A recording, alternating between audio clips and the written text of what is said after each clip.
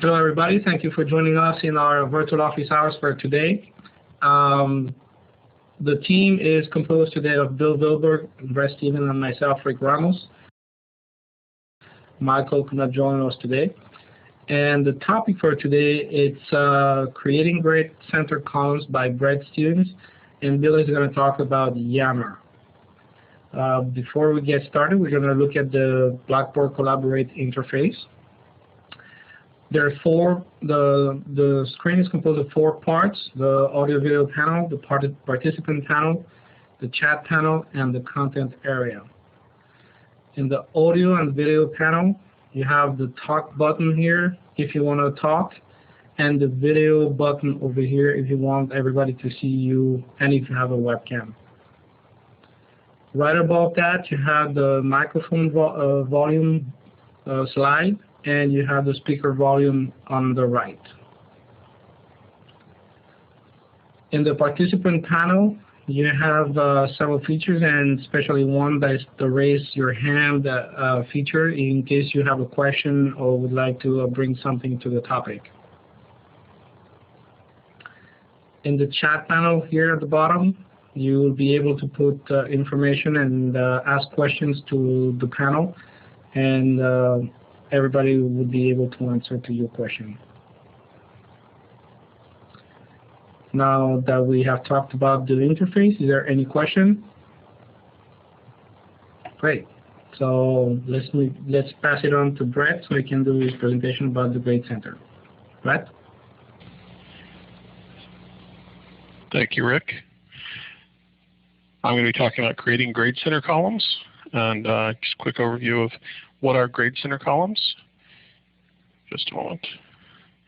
To get to the Grade Center, first off, you go to the control panel on your course and go to Full Grade Center. From there, you can see the Grade Center columns here, and you can create them by clicking Create Columns.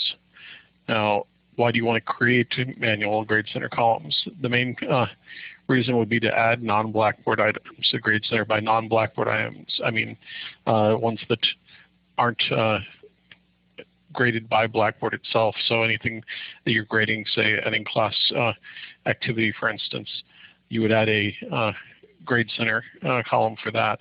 And through that, you can give students further feedback on their progress, use rubrics, which I'll be demonstrating in live demonstration, and calculate final grades, including those non-Blackboard items. Now, creating a Grade Center column, you go to Full Grade Center and then click Create Column. From there, you'll be presented with the Create Grade Column page. There you have to enter the column name. You can enter additional information in the Grade Center name here, but you don't have to. You can also enter a description, but it's not required. Select the primary and secondary display. You can select score, percentage, letter grade, etc. You can also assign it to a category for calculating grades using weighted totals. Then you can set the points possible. And after points possible, you can select a rubric. You've seen here I've added a rubric called Simple Rubric, which can be used for grading there. And then you can set a due date and set the options. You can also, here in the options, show the column to the students in their My Grades tool. And you can show statistics on it to them, the average and median to the students.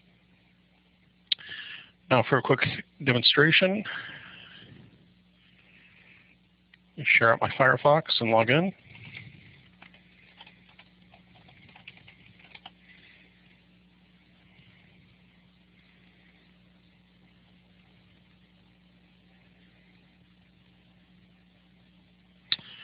And going to go to the Grade Center here, Full Grade Center, and create a column. Let's call this one 2, since I already created one called 1. Give it 100 points possible. Now why not select a rubric here? I just have this simple rubric here. Click Submit. Not going to set a due date, and I'll go ahead and show statistics to students.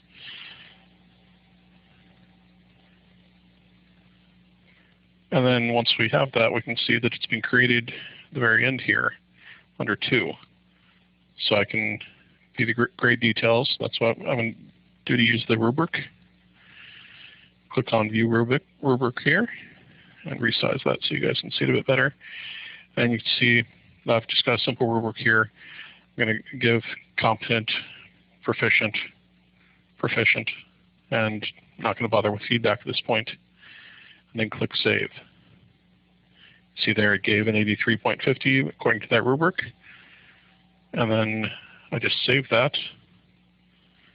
And then go back to the main grade center. You can see that we now have that grade there. So that's the basics of using the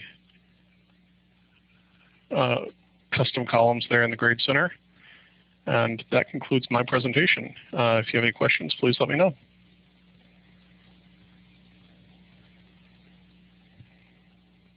All right, I'll hand it back over to Rick.